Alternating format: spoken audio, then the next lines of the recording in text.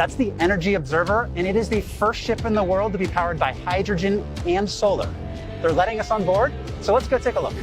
On this energy autonomous, zero-emission, 100-foot-long catamaran could lie a glimpse into the future of transportation and much more. First put in French waters in 2017, the Energy Observer is essentially a floating science experiment. It spent the last 4 years sailing around the world, out to prove that if its renewable technologies work on the open ocean, they can work at scale on land. Let's start with how the Energy Observer produces its own energy. So the main source of energy that we have, as you can see, it's solar panels. We have solar panels everywhere. In fact, the ship is covered in 202 square meters of solar panels, enough to produce 120 kilowatt hours of energy.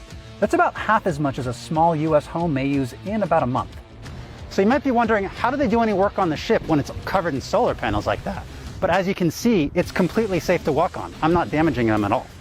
With all the salt water and the storms and everything that we have, we even had lightning storms and things, and they survived all those conditions. So if they can survive here, they'll work really well on land. These downward-facing panels even collect energy from light reflected by the water. All that energy is then stored in batteries to power everything on the ship, from the engines to the coffee maker. In a day like today where we're docked or at anchor, we're not navigating, we don't have engines, so we're producing too much energy. So by lunchtime, the batteries are full and all the energy of the afternoon is going to be wasted. So instead of wasting it, we're going to turn the excess of energy into hydrogen. So how do they do that? First, they use reverse osmosis to turn seawater into pure water. Then, using the electricity stored in the batteries, they electrolyze the pure water, releasing the oxygen, leaving them with pure hydrogen that they then store in these big tanks. And hydrogen, you really have to think about it as a storage of energy. So it's like the batteries, but it's a long-term storage of energy. If we were to have the same amount of energy that we have in hydrogen form into battery form, it would be 14 tons. So it would just sink. It would just be too heavy. When the batteries start to run low, the crew can tap into those hydrogen stores using the same fuel cell found on the Toyota Mirai to create electricity and recharge the batteries. In addition to the electricity, the fuel cell also creates heat, which can be used to heat the cabin or their stored water.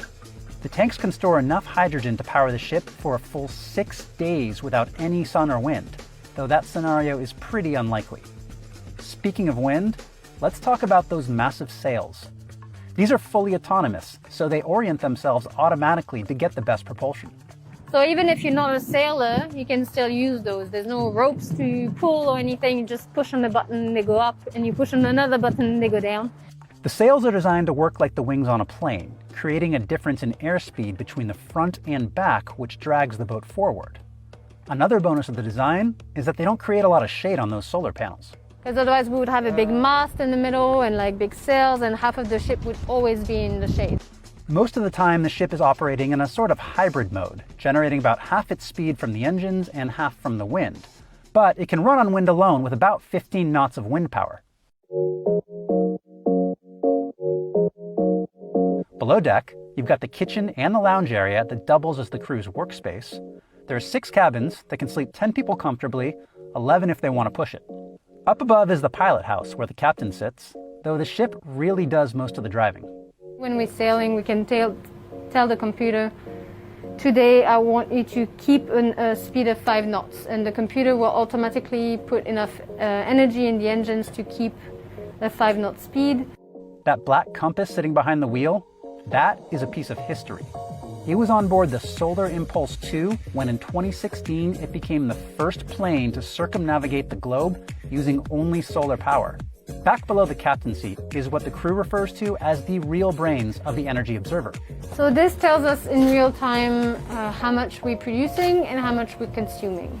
So the goal here is really to try and balance our energy production consumption over a 24-hour cycle. Here you can see all the solar panels and how much they're producing each right now. So it's always like, what's the most important thing today? Do we want to create energy or do we want to go fast? An engineer on board is tasked with monitoring that energy. The crew often has to ask him whether they can run the dishwasher or even have a hot meal.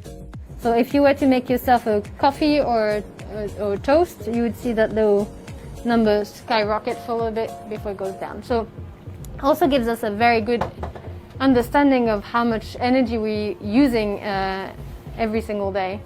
I was personally very aware of my water consumption before coming on this boat, but not really my energy consumption. And it's quite amazing how much energy it uses to make a coffee or to have a warm meal. So far, the crew says the ship is doing exactly what it set out to do: prove that these renewable technologies have viable, real-world uses. On its 4-year journey, the Energy Observer functioned perfectly in climates as hot as 113 degrees Fahrenheit, as well as in the frigid temperatures near the North Pole. And the technology handled it very well. The crew, not so well. So next up, the Energy Observer set sail for Hawaii from the San Francisco Bay. Then beyond that, it's on to Japan for the Olympics. Now after that, they told me they don't really have a set schedule, but they're hoping to be back in Europe by 2024. So what do you think of the tech on this ship? Where else do you think it could be applied to? What other industries? As always, thank you so much for watching. I'll see you next time.